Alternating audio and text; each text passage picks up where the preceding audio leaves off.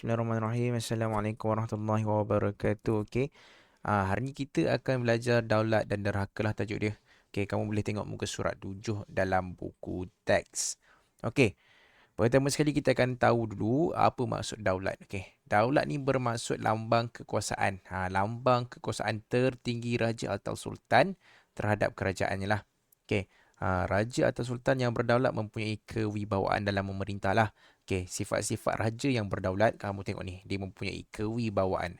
Seperti apa? Dia macam nilai-nilai murni lah. Kalau nak jadi raja ataupun sultan ni, kamu mesti ada sifat peribadi yang unggul lah. Benda-benda yang baik, nilai-nilai murni. Salah satunya contoh lah bijak, bijaksana dan adil dalam memerintah. Okey. Raja yang tak ada sifat-sifat ni, dia bukan raja yang berdaulat lah. Okey. Kena ada sifat-sifat ni barulah kita boleh kategorikan raja itu seorang raja yang berdaulat ataupun seorang sultan yang berdaulat. Pernah dengar tak negeri yang berdaulat? Raja yang berdaulat. Okey. Okey, kalau kamu nak tahu perkataan daulat ni sebenarnya saya bagi tahu fun fact sikit dari perkataan Arab lah Arab daulah. Okey, daulah tu bermaksud negeri atau kerajaan lah. Okey.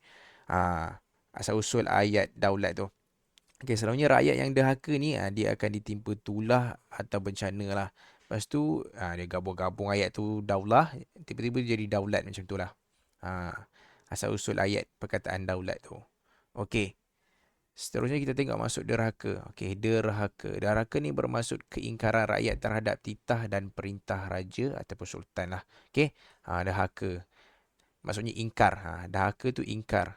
Okey, rakyat yang derhaka akan dikenakan hukuman yang setimpal. Okey, kalau kamu tengok kat sini, waktu-waktu kerajaan Melayu awal, okey, pesalah ataupun orang yang derhaka lah kan. Okey, rakyat derhaka dia akan dihukum bunuh seperti inilah. Nampak? Dia ambil satu tombak ataupun benda bilah tajam ni, dia akan tusuk dari tepi leher ni terus ke jantung. Dia macam menyengit sikit. Okey, ini adalah salah satu contoh lah waktu kerajaan awal Melayu. Okey. Okey, kita akan masuk ke tajuk seterusnya. Tajuk seterusnya ni perubahan institusi raja lah. Okey, institusi raja pada zaman ada 4 zaman. Okey, kalau kamu tengok kat sini, kamu boleh rujuk muka surat 8. Okey, muka surat 8 dia ada 4 zaman. Okey, kamu ingat benda ni ada 4 zaman. Okay. Setiap 4 zaman ni ada perubahan institusi raja. Raja ada perubahan. Dia tak kekal sama. Okey. Kamu tengok ada 4 bahagian. Mula-mula kerajaan Melayu awal, KMA lah, kerajaan Melayu awal. Lepas tu ada era British, penjajahan British, lepas tu pendudukan Jepun, lepas tu barulah selepas mereka. Okey, kita simpulkan ada 4 zaman macam ni, kamu ingat betul-betul. Okey, kamu tengok perubahan institusi raja ni pada zaman kerajaan Melayu awal, kita tengok dari segi peranan dengan bidang kuasa. Okey, raja masa kerajaan Melayu awal, kita tengok yang peranan dulu. Okey, raja waktu kerajaan Melayu awal, peranan dia adalah ketua negeri lah. Ketua negeri, masing-masing ada ketua negeri. Macam Perak ada dia punya sultan, Kelantan dia punya sultan. Okey. Bila masuk penjajahan British, raja ni peranan dia dikekalkan sebagai ketua negeri. Tapi dia punya kuasa, nanti kita tengok kuasa dia. Okey. Kita tengok dia punya peranan dulu. Okey, waktu era Jepun, pendudukan Jepun. Okey, kita dijajah Jepun. Peranan raja ni sama juga dikekalkan sebagai ketua negeri. Lepas mereka, ni sistem raja di perlembagaan diperkenalkan. Okey. Semua sama ketua negeri lah kan. Ini lain sikit lah. Nanti saya terangkan. Okey. Semua sama dia punya fungsi ataupun peranan sebagai ketua negeri. Tapi bidang kuasa kamu tengok. Masa kerajaan Melayu awal, dia punya kuasa, dia ada kuasa mutlak dalam pemerintahan lah. Kuasa mutlak tu kuasa yang absolute. Kuasa yang tertinggi. Mesti patuh. Okey, dia ada macam-macam kuasa lah. Kuasa mutlak dalam pemerintahan ni. Okey, bila masuk British, British dah jajah kita punya kerajaan kawasan-kawasan tanah Melayu. Okey. Raja ataupun sultan ni dah tak ada kuasa mutlak. Dia tak ada kuasa mutlak. Okey. Bila masuk zaman British ni. Masa ni raja atau sultan ni dia jadi ketua agama Islam dan adat istiadat Melayu lah. Okey. Di negeri masing-masing. Okey. Masa ni British dia lantik penasihat lah. Kita panggil penasihat British bagi uruskan setiap pentadbiran negeri. Okey, so waktu penjajahan British ni, raja memang tak ada kuasa mutlak. Dia urus berkaitan agama Islam dengan istiadat Melayu saja. Okey. Bila masuk pendudukan Jepun pula, sama juga, dia tak ada kuasa mutlak. Sama. Dia fungsi dia sama je dengan waktu British jajah kita. Fungsi dia jadi ketua agama Islam dan adat istiadat Melayu negeri masing-masing.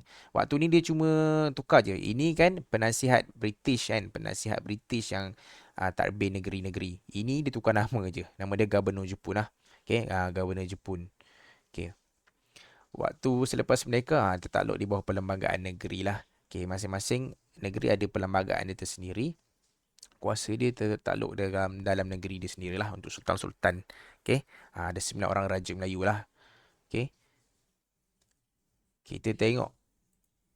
Okey, dari segi pembuatan dasar dan pentadbiran pula. Masa kerajaan Melayu awal, segala dasar ditentukan raja. Pentadbiran dibantu para pembesar lah. Para pembesar ada banyak kan. Bawah raja ada pembesar-pembesar dia. Dia bagi nasihat, dia mentadbir. Macam-macam ada laksamana. Ada macam-macam lah. Dia punya fungsi laksamana. Dia tolong mentadbir kawasan laut dan perdagangan. Itulah ada bendahara. Tu duit. Okey. Untuk zaman penjajahan British raja pada zaman penjajahan British yang buat dasar ni macam penetapan undang-undang dalam kerajaan lah. Okey, Ketua Agama Islam dan Istiadat Melayu. Dia buat dasar terhadap benda ni je. Agama Islam dan Istiadat Melayu. Okey, dia memang tak ada hak nak buat dasar. Semua tu buat penasihat British yang buat. Tengok pentadbiran penasihat British. Okey. Waktu pendudukan Jepun pula, siapa yang buat dasar? Siapa yang buat undang-undang? Siapa yang buat peraturan? Raja buat undang-undang dalam benda ni juga. Dalam bahagian agama Islam dan istiadat Melayu. Urusan pentadbiran, urusan negeri tak ada. Semua gubernur Jepun. Okey. Senang je nak ingat, British dengan Jepun lebih kurang sama, tukar je dia punya ni pentadbiran. Penasihat British, ni gubernur Jepun. Okey, selepas merdeka hingga kini. Okey, siapa yang buat dasar? Okey, pentadbiran negeri, untuk negeri menteri besar lah dibantu oleh majlis eksekutif. Kalau negara kita dibuat oleh ni lah pentadbiran oleh Perdana Menteri, dibantu dengan jemaah menteri. Okey, untuk negara, untuk raja perlembagaan, kita ditadbir oleh Perdana Menteri, sultan kita ataupun agung kita lah yang di Pertuan Agong. Dia cuma menasihat dan mengikut pandangan Perdana Menteri. Dan nasihat-nasihat yang di Pertuan Agong ni kita kena ni lah, dengar lah. Sebagai Perdana Menteri, siapa yang jadi Perdana Menteri kena dengar nasihat dia juga. Okey, dia saling memerlukan lah. Ni kena dengar nasihat Agong, Perdana Menteri kena dengar nasihat Agong, Agong pun sama kena dengar nasihat Perdana Menteri. Okey. Untuk raja perlembagaan kan, sistem kita kat Malaysia ni, sultan ni dia tak banyak kuasa sangat lah untuk dalam pentadbiran negara kan. Dia cuma banyak mendengar nasihat dan adalah serta-serta part terutamanya dalam istiadat Melayu dan juga agama Islam. Okey. Tapi masih ada fungsi di negeri-negeri sendiri. Okey. Yang di Pertuan Agong tu macam kita dah belajar dah, yang di Pertuan Agong tu dia akan rotate lah, ada giliran. Ada 9 raja-raja Melayu kan, ada negeri, 9 negeri yang ada raja. Dia akan 5 tahun sekali dia akan tukar siapa yang jadi agung. Agung tu ibarat sultan yang untuk Malaysia lah. Ibarat macam tu. Ditadbir untuk Malaysia. Okey. Jemaah Menteri. Ini contoh jemaah Menteri. Maksud dia badan dianggotai oleh Perdana Menteri dan Menteri-Menteri Kabinet. Okey, nanti kita tengok contoh dia. Majlis Eksekutif, organisasi yang menjalankan tugasan pentadbiran ini masing-masing lah kat negeri masing-masing. Okey, kuasa mutlak ni kuasa penuh. Ni maksud dia kuasa mutlak. Dia sebut kuasa mutlak ni kuasa penuh. Okey, kita tengok jemaah menteri. Ni jemaah menteri Kabinet Kerajaan Madani oleh Perdana Menteri Datuk Seri Anwar Ibrahim lah. Okey, macam ni lah. Ada timbalan Perdana Menteri 1, Menteri 2, lepas tu menteri-menteri dia macam-macam. Okey. Ini contoh. Kalau kamu tahu ni siapa ni? Ni salah satu jemaah menteri lah, jemaah kabinet dalam kerajaan kita ni, kerajaan Malaysia. Ini siapa dia? YB Fadilin Siddiq ni menteri pendidikan, ini menteri agama. ini menteri keselamatan.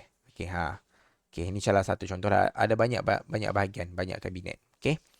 Itu saja, saya rasa tak ada apa dah. Okey. Kamu boleh buka muka surat 8, boleh salin. Muka surat 7 dan 8. Boleh salin 7, 8, 9. 7, 8, 9 kamu boleh salin. Okey, terima kasih.